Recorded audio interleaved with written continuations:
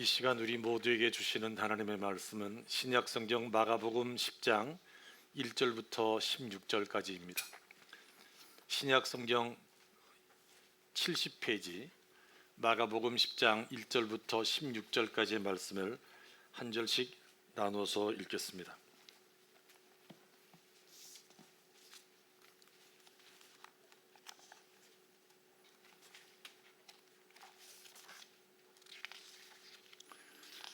마가복음 10장 1절을 제가 먼저 읽겠습니다. 예수께서 거기서 떠나 유대 지경과 요단강 건너편으로 가시니 무리가 다시 모여들거늘 예수께서 다시 전례대로 가르치시더니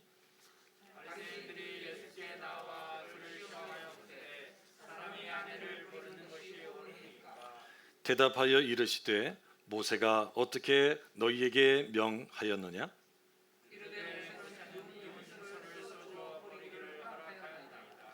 예수께서 그들에게 이르시되 너희 마음이 완악함으로 말미암아 이 명령을 기록하였거니와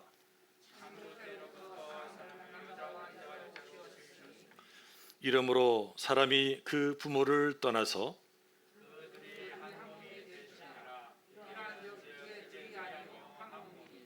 그러므로 하나님이 짝지어 주신 것을 사람이 나누지 못할지니라 하시더라. 이르시되 누구든지 그 아내를 버리고 다른 데 장가드는 자는 본처에게 간음을 행함이요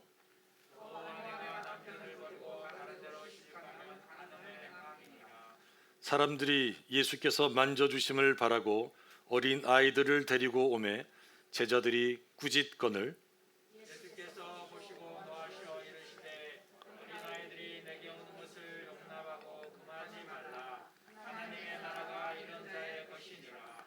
내가 진실로 너희에게 이르노니 누구든지 하나님의 나라를 어린아이와 같이 받들지 않는 자는 결단코 그곳에 들어가지 못하리라 하시고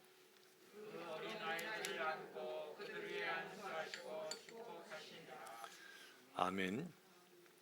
오늘 우리가 읽은 본문에는 두 가지 이야기가 나옵니다. 하나는 남편과 아내, 이 부부의 이혼에 대한 교훈이고 또 다른 하나는 어린 아이에 대한 이야기입니다. 이 첫 번째 이야기는 바리새인들의 질문으로부터 시작합니다. 2절 말씀에 보시면 바리새인들이 예수께 나와 그를 시험하여 묻되 사람이 아내를 버리는 것이 옳으니까. 이 바리새인들이 예수님을 찾아와서 질문했던 의도는 예수님을 시험하기 위해서였습니다.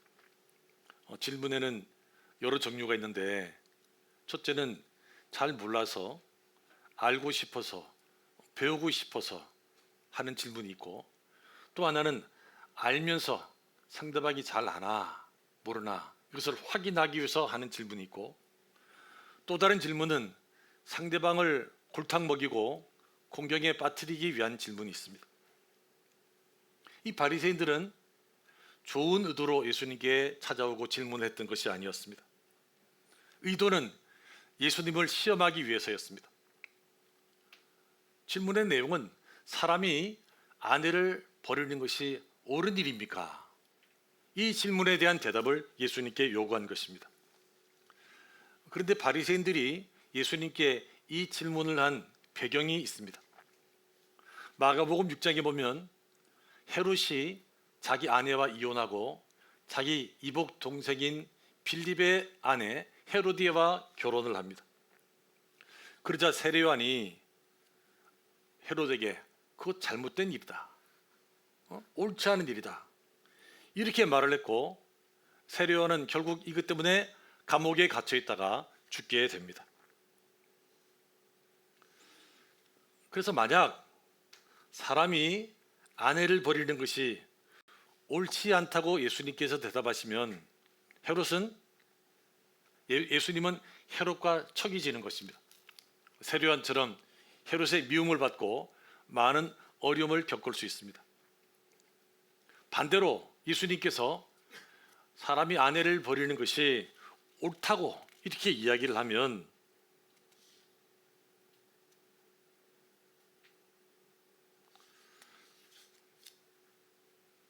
오늘 본문에 나오는 것처럼 옳지 않다 이렇게 이야기하면, 아니 모세도 이혼 증서를 써주면 이혼할 수 있다고 그러는데 왜 당신은 율법도 잘 모르고 율법을 제대로 지키지 않는 사람이냐, 이렇게 예수님이 몰리게 될 것입니다. 따라서 이렇게 대답해도 또 다르게 대답해도 예수님의 대답은 문제가 될 수 있었고 예수님은 올무에 걸릴 수밖에 없었습니다. 오늘 성경에 보면 예수님께서는 자기를 시험하는 바리새인들에게 이렇게 말씀하십니다. 모세가 너희에게 어떻게 명령했느냐. 예수님이 질문을 받으셨지만 예수님께서 이들에게 되물으신 것입니다. 여러분, 많은 경우는 질문에 대한 적절한 대답이 생각나지 않을 때 그분에게 다시 그 질문을 해보는 것입니다. 선생님은 어떻게 생각하십니까? 그러면 질문에 대한 대답을 할 수 있는 시간을 좀 벌 수 있습니다. 예수님께서 굳이 그렇게 하신 이유는 아니겠지만은 모세는 도대체 율법에는, 성경에는 뭐라고 돼 있냐? 그러니까 바리새인들이 기다렸다는 듯이 모세는 이혼 정서를 써주면 아내를 벌릴 수 있다고 했습니다. 이 대답을 한 것입니다. 이 말씀은 구약성경 신명기 24장에 나오는 말씀입니다. 신명기 24장 1절, 사람이 아내를 맞이하여 데려온 후에 그에게 수치되는 일이 있음을 발견하고 그를 기뻐하지 아니하면 이혼 증서를 써서 그의 손에 주고 그를 자기 집에서 내보낼 것이요 그 여자는 그의 집에서 나가서 다른 사람의 아내가 될 수 있다, 이런 내용입니다. 여기서 수치되는 일이 있음을 발견하고, 이 수치되는 일이 뭘까? 분명한 것은 불륜이나 간음의 행위는 아닙니다. 왜냐하면 그것은 이혼 사유가 아니라 바로 죽는 이유가 되기 때문입니다. 그러니까 그런 건 아니지만 무엇인가 남편이 볼 때 야, 아내가 좀 그렇다, 내 마음에 안 든다, 그러면 이혼 증서를, 나는 이 사람과 함께 살 수 없습니다. 이 사람은 특별한 잘못 때문이 아니라 요즘 말로 나와 성격이 맞지 않아서, 뭐가 잘 안 맞아서 이혼하는 것이니까 혹시 마음에 맞는 사람이 있으면 이 여자와 누구든지 결혼할 수 있습니다. 이런 내용으로 이혼 증서를 써줬다는 것입니다. 학자들은 이 수치되는 일이 무엇인지 다 다르지만 그래도 일치하는 것은 혹시 결혼 생활을 하는데 아내가 임신을 못한다든지 아니면 아내가 손이 너무 커가지고 낭비벽이 심하다든지 이런 일 때문에 불화가 생기면 정당한 이혼 증서를 써주고 이혼을 해도 된다. 이것이 당시 율법의 규정이었다는 것입니다. 그런데 이것은 당시 사회적인 약자인 여성들을 보호하기 위한 하나님의 최소한의 안전장치였습니다. 이것이 그러니까 이혼을 마음대로 해도 된다, 이혼을 권장하거나 조장하는 규정은 아니었던 것입니다. 왜냐하면 오늘 본문 5절에 보면 예수님께서 이런 말씀을 하십니다. 예수께서 그들에게 이르시되 너희 마음이 완악함으로 말미암아 이 명령을 이루겠다 하는 것입니다. 하나님께서 굳이 이렇게까지 하고 싶지 않았지만 사람들 마음이 다 악하기 때문에, 다 자기 중심적이기 때문에 만약 그렇게 할 경우에는 이렇게 안전장치를 마련하고 이 여성을 보호해야 된다. 이것이 율법의 정신이었다는 것입니다. 그러니까 하나님의 속마음은, 하나님께서 정말 원하시는 것은 이혼 정치를 쓰고 막 이혼을 하라는 뜻이 아니라 정말 특별한 경우 아니면 결혼한 아내와 함께 살아야 한다. 이것이 주님의 마음이라는 것입니다. 여러분, 오늘 본문 7절, 8절, 9절 말씀 보십시오. 이러므로 사람이 그 부모를 떠나서 그 둘이 한 몸이 될지라. 이러한즉 이제 둘이 아니요 한 몸이니 그러므로 하나님이 짝지어 주신 것을 사람이 나누지 못할지니라 하시더라. 제가 결혼 주례를 많이 하지는 않았지만 결혼 예식서에 보면 꼭 이 주례자가 이 말씀을 이렇게 소개하도록 되어 있습니다.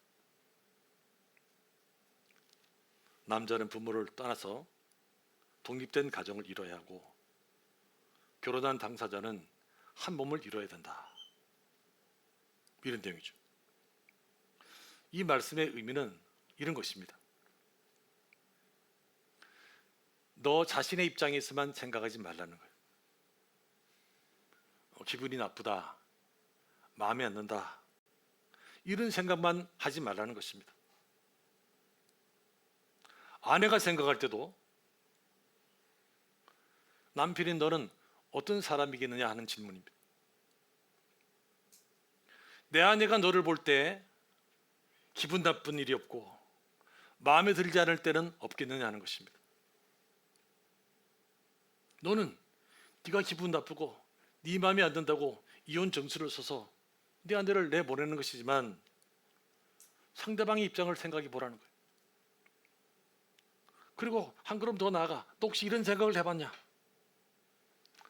하나님이 내가 너를 볼 때 너는 어떤 사람이겠느냐? 내가 너를 볼 때 기분 나쁜 일도 하나도 없고 마음에 들지 않는 때가 하나도 없겠느냐는 것입니다.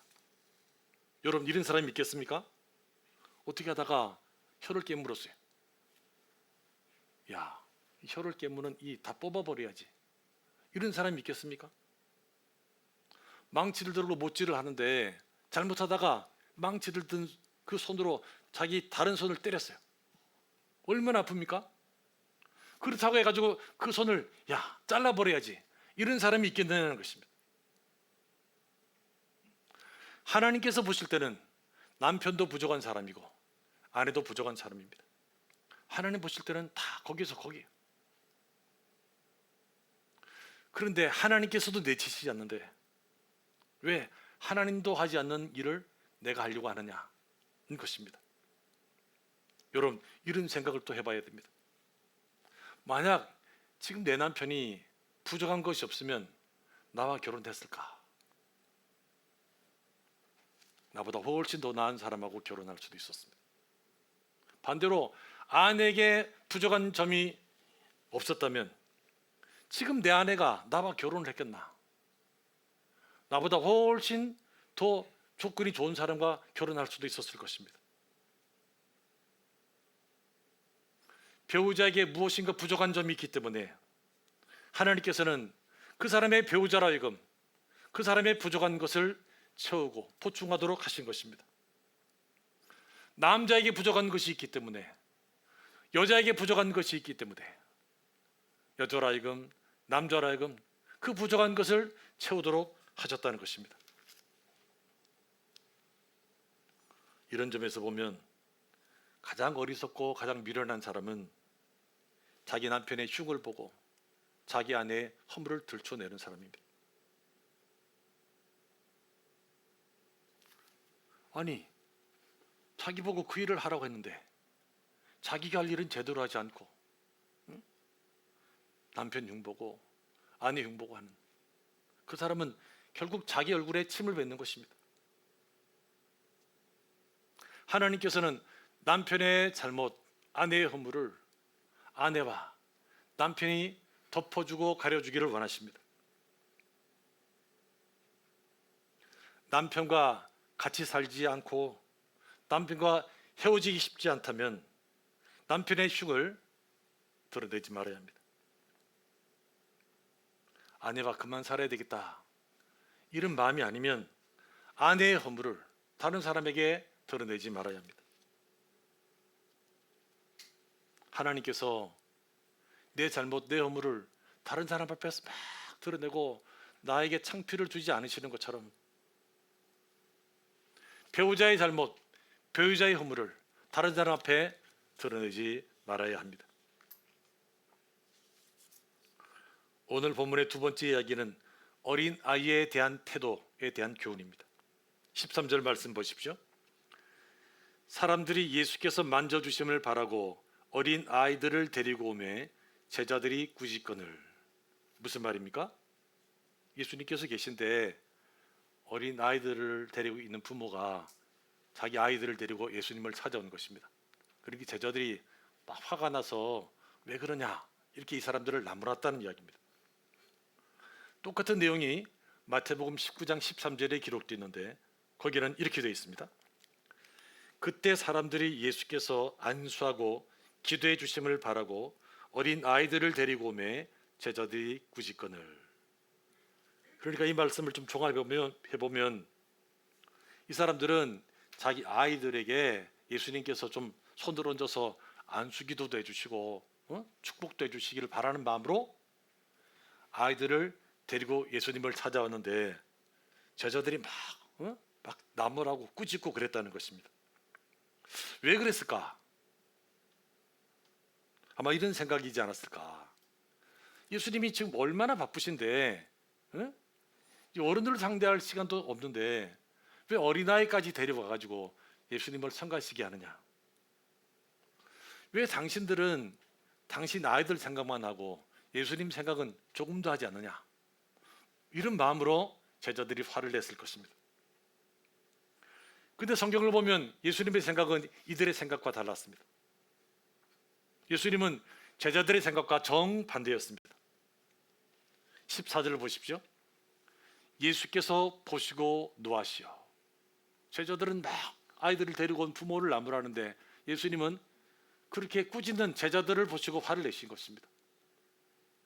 그리고 16절에 보면 그 어린 아이들을 안고 그들 위에 안수하시고 축복하셨습니다. 여러분, 이 말씀이 우리에게 주는 교훈이 무엇입니까? 내가 생각하는 것하고 예수님께서 생각하시는 것이 다를 수 있다는 것입니다. 나는 예수님을 위해서 뭘 한다고 생각하지만 예수님을 위하는 내 생각이 예수님의 생각과 반대일 수도 있다는 것입니다. 무엇이 문제입니까? 왜 이런 일이 일어난 것입니까? 내 생각이 예수님의 생각과 같은지 확인하지 않아서입니다. 우리는 이렇게 생각할 때가 있습니다. 야, 이거 내가 하나님 위해서 일하는 일인데 하나님께서도 좋아하시겠지. 내가 이거 교회 위해서, 공동체를 위해서 하는 일인데 하나님께서도 기뻐하시겠지.